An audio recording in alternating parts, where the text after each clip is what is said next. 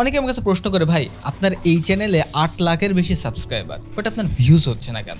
অনেকেই জিজ্ঞেস করে, ভাই এটুকু কি ফেক সাবস্ক্রাইবার? আপনি কি সাবস্ক্রাইবার কিনেছেন? আমার চ্যানেলে কেন ভিউজ হচ্ছে না এবং আমার এতদিনের কন্টেন্ট ক্রিয়েশনের সব থেকে বড় ভুল কি ছিল? সব প্রশ্নের উত্তর দেবো এবং লাস্টে এই চ্যানেল থেকে আমার কত টাকা ইনকাম হয়েছে সেটাও আপনাদেরকে দেখাবো। 2015-16 সালের দিকে প্রথম আমি চিনি সালমান মুক্তাদিরকে, এবং আমার এক বন্ধু এসে মোবাইলে ডাউনলোড করে একটা ভিডিও দেখায়, দেখ এরা কত সুন্দর ভিডিও বানায়, ফানি ভিডিও। তো সেই ভিডিও দেখার পরে আমার কাছে মনে হলো আমাদেরও এরকম বানানো উচিত। আমার যে মেইন ইউটিউব চ্যানেলটা আছে ফায়াজ ফয়সাল, ওই চ্যানেলে আমার আছে 1.7 মিলিয়ন সাবস্ক্রাইবার, আর এইটা আমি গেইন করেছি মাত্র 1 বছরের ভিতরে। আপনি আমার পিছনে যে প্লে বাটনটা দেখছেন না, এটা ওই চ্যানেলের গোল্ডেন প্লে বাটন।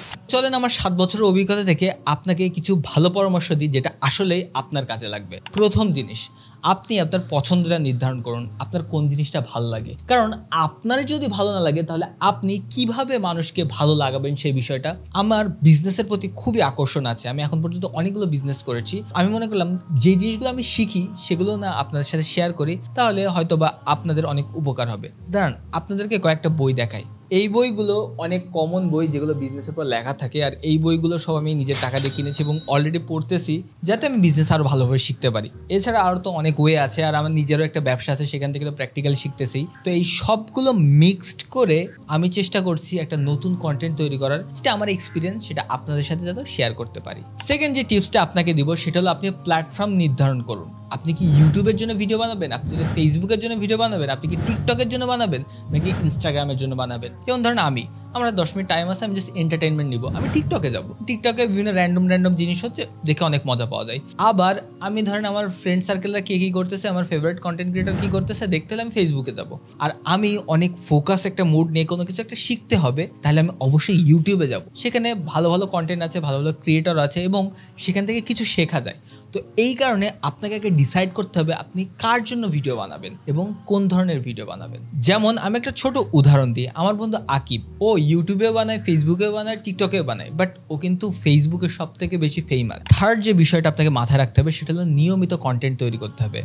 আমি এবং আমার বন্ধু আকিব, আমরা দুজন একই সাথে অলমোস্ট কন্টেন্ট তৈরি করা শুরু করেছিলাম, বাট ওর চ্যানেলে এখন প্রায় 5 মিলিয়ন সাবস্ক্রাইবার, আমার কেবল 1.7। আমি নিয়মিত ছিলাম না, আমরা স্টার্ট করছিলাম একই সাথে, আমাদের প্রথম দিকে অনেকগুলো ভিডিও একসাথে আছে। পরবর্তীকালে ও কন্টেন্টের ভিতরে থাকে, আমি কন্টেন্ট ক্রিয়েশন থেকে মুভ করে আবার ওয়েডিং ফটোগ্রাফিতে যাই, ফটোগ্রাফি থেকে আবার আরেকটা কাজে যাই, সেখান থেকে আর বিজনেস করি, বিজনেসের পাশাপাশি এখন কন্টেন্ট বানাচ্ছি। তো এই কারণে আমার গ্রোথটা ওর সমান হয়নি। তো মোটামুটি আপনাকে কনসিস্টেন্ট থাকতে হবে, নিয়মিত বানাতে হবে। তাছাড়া অডিয়েন্সেরও এত টাইম নেই যে আপনার জন্য বসে থাকবে আর অ্যালগরিদমও আপনাকে ভুলে যাবে। এই কারণে যখন আপনি ডিসাইড করে ফেলেছেন যে আপনি কিনে বানাবেন, কোন প্ল্যাটফর্মে বানাবেন, তারপরে আপনাকে বানানো শুরু করতে হবে নিয়মিতভাবে। 4 নাম্বার যে জিনিসটা আপনাকে ফোকাস করতে হবে সেটা হলো আপনার একটা কমিউনিটি তৈরি করতে হবে। প্রথমেই বলেছি, কমিউনিটি যদি না থাকে, আপনার পিছনে যদি আপনার লোকজন না থাকে, আপনার ভাই ব্রাদাররা না থাকে, তাহলে আপনি কার জন্য ভিডিও বানাবেন? র্যান্ডমলি যদি ভিডিও বানিয়ে আপনি ছেড়ে দেন তাহলে কে দেখবে, কোথা থেকে দেখবে, এটার কিন্তু কোনো লাইন নেই। এই জন্য আপনাকে কনসিস্টেন্ট থাকতে হবে এবং আপনাকে একটা কমিউনিটিকে টার্গেট করে ভিডিও বানাতে হবে যারা ভিডিওটা পছন্দ করবে।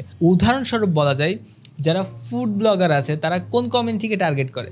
যারা খাবার দাবার পছন্দ করে। যারা বিজনেস কন্টেন্ট ক্রিয়েটর তারা কাদের টার্গেট করে? যারা ব্যবসা শিখতে চায়। এরকম আপনাকে একটা কমিউনিটি গড়ে তুলতে হবে যারা আপনাকে সাপোর্ট করার জন্য আসে। এবার আমার কথায় আসি, আমার চ্যানেলে কেন ভিউজ হচ্ছে না এবং আমার এতদিনের কন্টেন্ট ক্রিয়েশনের সব থেকে বড় ভুল কি ছিল? আমার ব্যক্তিগতভাবে সব থেকে বড় ভুল ছিল কোনো কমিউনিটি তৈরি না করা। র্যান্ডম ভিডিও বানিয়েছি, সাবস্ক্রাইবার চলে আসছে, অনেক কিছু হয়েছে, বাট আমার কমিউনিটিটা তৈরি হয়নি। এই কারণে আমি আমার এই চ্যানেলটা সুন্দর করে সাজিয়েছি, সুন্দর করে এডিট করার চেষ্টা করছি, সুন্দর থাম্বনেল বানানোর চেষ্টা করছি, যাতে আমি আমার কমিউনিটি তৈরি করতে পারি যারা আমার এই ভিডিওগুলো, আমার থটগুলো পছন্দ করবে। 5 নাম্বার জিনিস হলো নতুন কিছু ট্রাই করুন।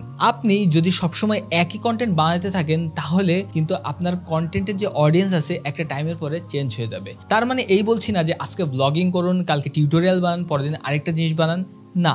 আপনি যে জিনিসটাই করতেছেন সেগুলোর ভিতরে ইনোভেশন আনার চেষ্টা করুন। যেমন আমি আমার উদাহরণ দিই, প্রথমে তো এই জিনিসটা বুঝি নাই, র্যান্ডম জিনিস করছি, আমার কমিউনিটি তৈরি হয় নাই, কিন্তু আমার যে সাবস্ক্রাইবাররা আসছিল তারা সে একই ভিডিও দেখতে দেখতে বোর হয়ে গিয়েছে। প্রথমে যখন আমি সাইকেল রিভিউ করা শুরু করি, প্রথমে মাঠঘাটে যে সাইকেল রিভিউ করতাম, দেন আমি শুরু করি ঘরের ভিতরে সাইকেল রিভিউ করা, মানে আমাদের দোকানের ভিতরে হাঁটাচলা করে এইভাবে। এখন আমি চেষ্টা করতেছি স্টোরির মাধ্যমে সাইকেল রিভিউ করা।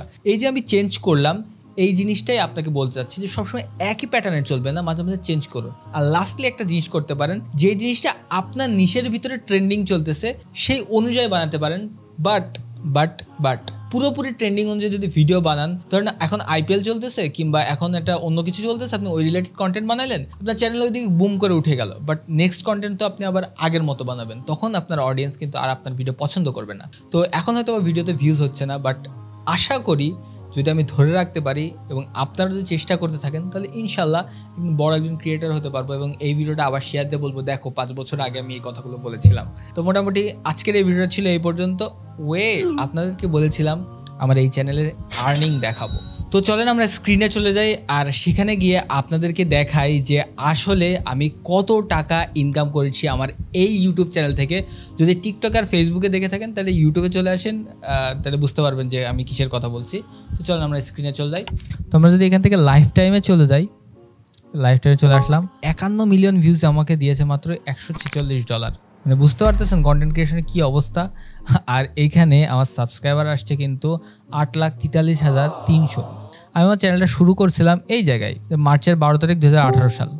আর আমার একদিনে সর্বোচ্চ কত সাবস্ক্রাইবার আসছে জানেন? গেস করেন তো, কমেন্টে জানাবেন। আসেন আপনাদেরকে দেখাই, 23,015টা। আরও একটা জিনিস দেখাই দিই, এইগুলো হলো আমার টপ ভিউজ হওয়া content. 7 million, 6 million, 4 million, 2 million, 2 million, 2 million. আর যদি কন্টেন্ট ক্রিয়েটর হইতে চান, কন্টেন্ট বানাতে থাকেন,